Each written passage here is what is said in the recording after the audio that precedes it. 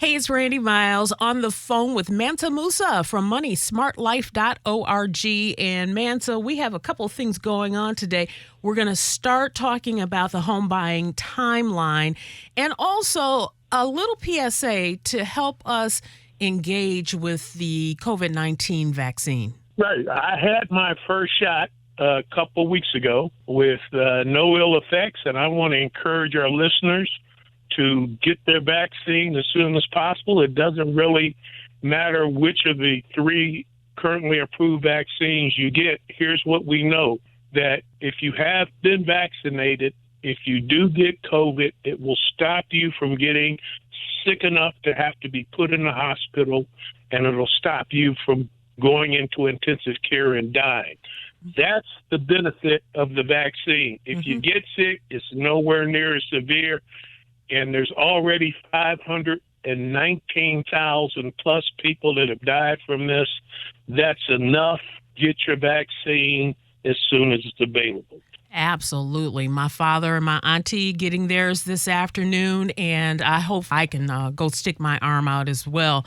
We're going to be starting this series on buying a home, and there's a distinct timeline that happens with this. Right. We're going to be doing a series that goes through the home buyer timeline. This is the timeline that every home buyer goes through. There are 5 steps in this timeline.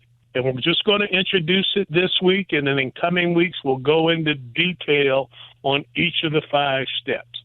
But the first step in the home buying timeline is, I think I want to be a homeowner. Mm-hmm. Everybody starts there, right? You get a thought, you get a vision. At this point, you want to do some research to find out whether home ownership is really the right thing for you at this season in your life. The second step in the home buying timeline is getting mortgage ready. Mm-hmm. Most of us that buy a home are not able to do it cash, so we have to qualify for a mortgage. So that's the next step. The third thing that you have to do is find the home. After you get mortgage ready, then you got to find the home. And that goes into some of the things we talked about, I think it was last week or earlier, location, and how to find a home. The fourth step is buying the home. You got to buy it after you find it. And there's a process for the negotiation, the research, and all those kind of things that you want to do so that you make a smart, informed decision. And the fifth step is to keep the house. Mm-hmm. Once you buy it, you don't want to lose it. So we're going to go through those 5 steps in detail, and we encourage people to go to our website at moneysmartlife.org.